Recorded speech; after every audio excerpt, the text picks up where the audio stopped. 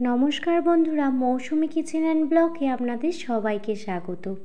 আজ আমি বানাবো বাঙালিদের সবথেকে পছন্দের রেসিপি ফ্রায়েড রাইস আর মটন কষা।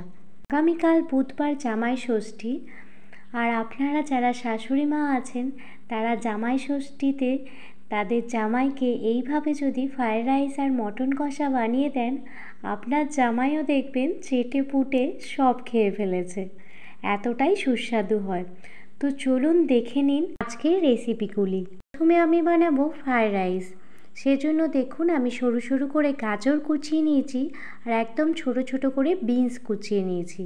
আর নিয়েছি 4টে তেজপাতা, দারুচিনি, লবঙ্গ, এলাচ আর 2টো শুকনো লঙ্কা। এদিকে নিয়ে নিয়েছি কাজু বাদাম আর কিশমিশ।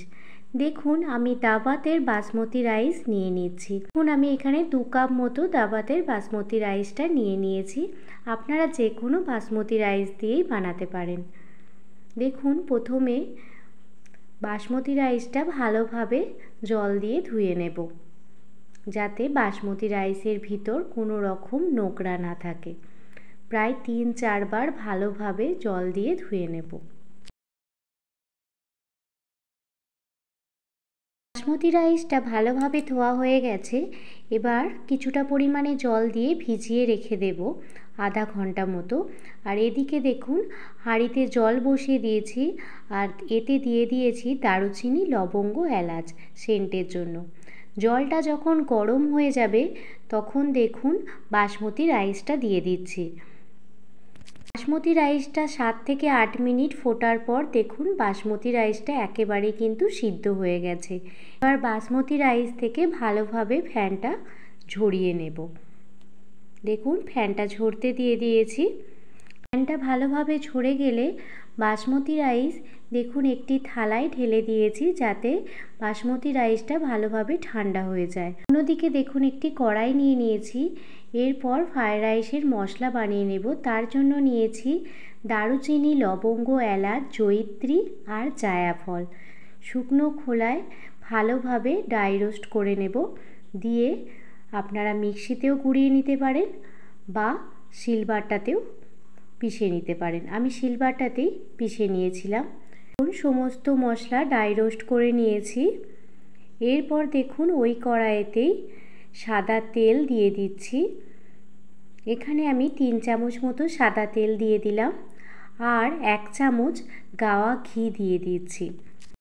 আপনারা পুরোটা গাওয়া ঘিতেও করতে পারেন। আমি কিছু সামান্য পরিমাণে সাদা তেল অ্যাড করেছি। এরপর দেখুন একে একে কাজু বাদাম আর কিশমিশটা প্রথমেই ভেজে নেব। দেখুন কাজু বাদাম আর কিশমিশটা ভাজা হয়ে গেছে। এরপর কাজু বাদাম আর কিশমিশটা প্লেটে উঠিয়ে নিয়েছি। এরপর ওই তেলেই দিয়ে দিচ্ছি গাজর আর ছোট ছোট করে কেটে রাখা বিনস। এরপর স্বাদ মতো লবণ দিয়ে গাজর আর বিনসটা ভেজে নেব, যাতে গাজর আর বিনসের মধ্যে লবণটা ভালোভাবে ঢুকে যায়। গাজর বিনসটাও ভাজা হয়ে গেছে আর একটি প্লেটে তুলে নিয়েছি। এরপর ওই তেলেতেই দেখুন 2টো তেজপাতা, 2টো শুকনো লঙ্কা, দারুচিনি, লবঙ্গ, এলাচ ফোড়নে দিয়ে দিলাম আর দিলাম একটা বড় এলাচ। আর দিয়ে দিচ্ছি 2টো কাঁচা লঙ্কা। যতক্ষণ না সুগন্ধ বেরোতে শুরু হয় ততক্ষণ মশলাগুলো ভেজে নেব। এরপর দেখুন বাসমতি রাইসটা দিয়ে দিচ্ছি। আপনারা অবশ্যই বাসমতি রাইসে ফ্যান গালানো হয়ে গেলে অবশ্যই বাসমতি রাইসটা একটি থালাতে বা কোনো পাত্রে ঢেলে ঠান্ডা করতে দেবেন, না হলে কিন্তু বাসমতি রাইসটা পুরো ঘাঁটা ঘাঁটা হয়ে যাবে। এরপর রাইসে মিশিয়ে দিচ্ছি ভেজে রাখা গাজর, বিনস, কাজু বাদাম আর কিশমিশ। অবশ্যই এই সময় গ্যাসের ফ্লেম লো করে রাখবেন, না হলে কিন্তু ভাতটা নিচে লেগে যাওয়ার সম্ভাবনা থাকে। দেখুন এরপর একটি খুন্তির সাহায্যে ভালোভাবে সবজিগুলো রাইসের সাথে মিশিয়ে দিচ্ছি।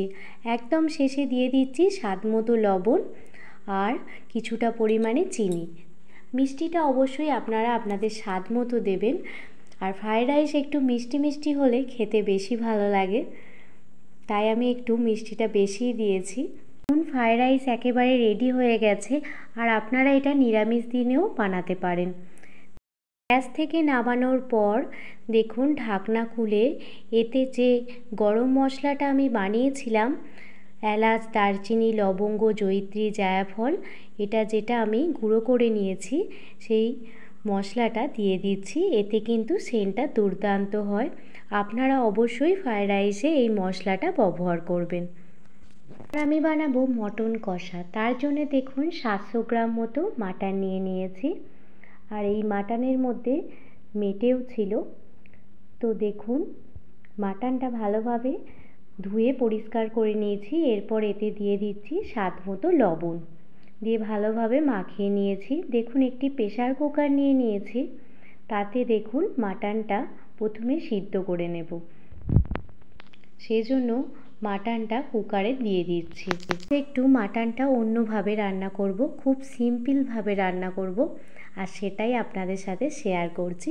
দেখুন মাটনটা দিয়ে দেওয়ার পর দিয়ে দিলাম 2টো তেজপাতা, আর দিয়ে দিচ্ছি দারুচিনি, লবঙ্গ, এলাচ, আর দিয়ে দিচ্ছি 5 থেকে 6টা কাজু বাদাম। এরপর পরিমাণ মতো জল দিয়ে 2টো সিটি দিয়ে নেব। কষা বানানোর জন্য নিয়েছি 6টা পেঁয়াজ কুচিয়ে নিয়েছি, 3টে টমেটো সেটাও কুচিয়ে নিয়েছি রসুন আর আদা। রসুন আর আদাটা আলাদাভাবে পেস্ট করে নেব।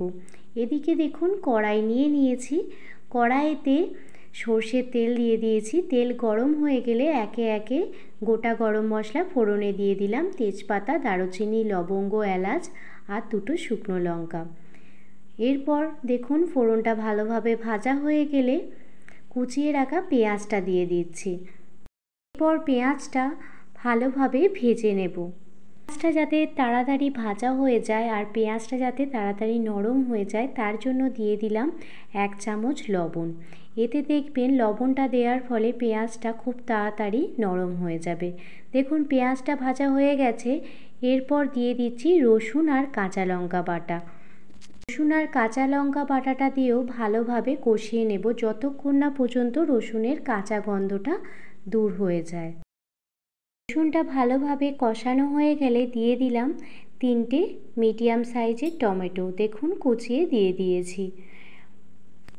আজ খুব সিম্পলভাবে ঘরেতে থাকা আপনাদের উপকরণ দিয়েই আপনারা মাটনটা খুব সহজেই বানিয়ে নিতে পারেন। সেই জন্য আজকে আমি এই রেসিপিটা আপনাদের সাথে শেয়ার করছি, যাতে আপনারা সবাই এটা বানাতে পারেন। দেখুন টমেটোটা মেল্ট হয়ে গেছে।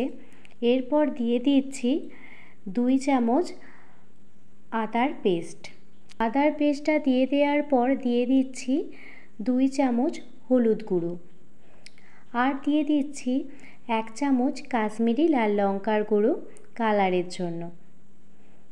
দেখুন এরপর আদার পেস্ট, হলুদ গুঁড়ো আর কাশ্মীরি লাল লঙ্কার গুঁড়ো ভালোভাবে কষিয়ে নেব, যাতে আদারও কাঁচা গন্ধটা না থাকে, ততক্ষণ পর্যন্ত কষিয়ে নেব। আর আপনারা দেখতেই পাবেন যে চারপাশ থেকে কতটা তেল ছাড়তে শুরু হয়ে গেছে। অন্যদিকে দেখুন মাটনটাও কিন্তু আমার একদম সিদ্ধ হয়ে গেছে, চারপাশ থেকে তেল ছাড়তে শুরু হয়ে গেছে। এই সময় দিয়ে দিচ্ছি সিদ্ধ করে রাখা মাটনটি। মাটনটি দেওয়ার পর খুন্তির সাহায্যে ভালোভাবে কষিয়ে নেব, যাতে মাটনের ভিতর মশলাটা ভালোভাবে ঢুকে যায়। আর মাটনের যে স্টকটা ছিল সেই স্টকটা কিন্তু আমি ফেলে দিইনি, সেটা আমি রেখে দিয়েছি, সেটা আমি পরে দিয়ে দেব।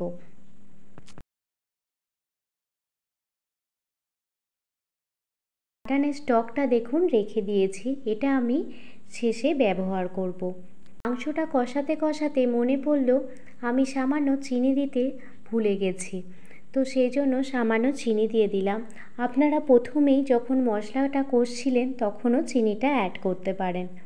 স্বাদ ব্যালেন্সের জন্য সামান্য পরিমাণ চিনি দিলে খেতে কিন্তু সত্যিই ভালো হয়। আর এরপর দেখুন ভালোভাবে মাটনটা কষিয়ে নিচ্ছি।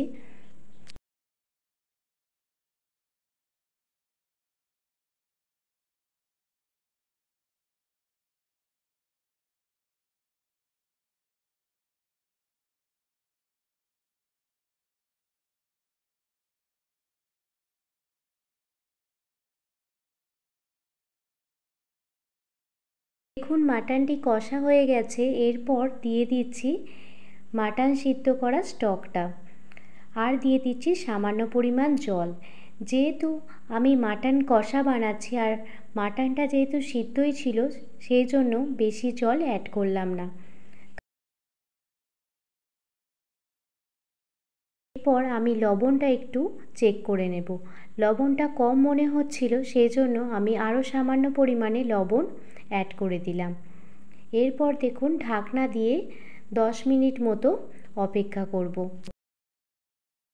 10 মিনিট পর ফিরে এসেছি আর দেখতেই পাচ্ছেন যে মাটনটা কতটা লোভনীয় হয়েছে আর চারিপাশ থেকে তেল ছাড়তেও শুরু হয়ে গেছে। এইভাবে যদি আপনারা জামাই ষষ্ঠীতে আপনাদের জামাইদের এইভাবে মাটন রান্না করে দেন, আপনার জামাই তো আপনাদের প্রশংসা অবশ্যই করবে। খুব সিম্পল পদ্ধতিতে, খুব সহজ পদ্ধতিতে ঘরেতে থাকা উপকরণ দিয়ে আজ আপনাদের মাটনের রেসিপিটি বানিয়ে দেখালাম। আপনাদের কেমন লাগলো মাটনের রেসিপিটি অবশ্যই কমেন্ট করে জানাবেন। মাটনটি গ্যাস থেকে নামানোর আগে গরম মশলার গুঁড়ো ছড়িয়ে দিচ্ছি, এতে টেস্ট কিন্তু আরও দ্বিগুণ হয়ে যাবে। আর এই সময় গরম মশলা দেওয়ার পরেই গ্যাসের ফ্লেমটা আমি বন্ধ করে দেব আর ঢাকনা দিয়ে ঢেকে রাখবো। মশলা দেওয়ার পর খুন্তি দিয়ে একটু নাড়িয়ে ছাড়িয়ে নিলাম। আপনারাও বাড়িতে এইভাবে অবশ্যই মাটন রান্না করে দেখুন, খেতে কিন্তু অসাধারণ হয়। মাটনটি একটি বাটিতে ঢেলে রেখেছি, তো চলুন এরপর দুটি রেসিপি ভালোভাবে সার্ভ করে দিই।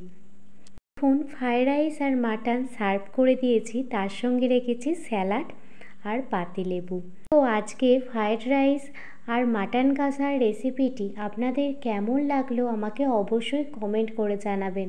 যদি ভালো লেগে থাকে প্লিজ একটি লাইক, কমেন্ট, শেয়ার করে আমার পাশে থাকবেন। কোনো নতুন বন্ধু আমার চ্যানেলে ভিজিট করে থাকলে প্লিজ চ্যানেলটি সাবস্ক্রাইব করে বেল নোটিফিকেশান অল করে রাখবেন, যাতে আমি কোনো রকম ভিডিও দিলে আপনারা সেটা প্রথমেই দেখতে পান।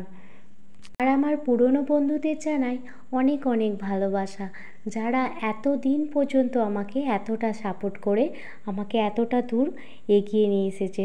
তাদের সাপোর্ট না পেলে আজ হয়তো এতটা দূর এগিয়ে যাওয়া আমার পক্ষে কখনোই সম্ভব হতো না।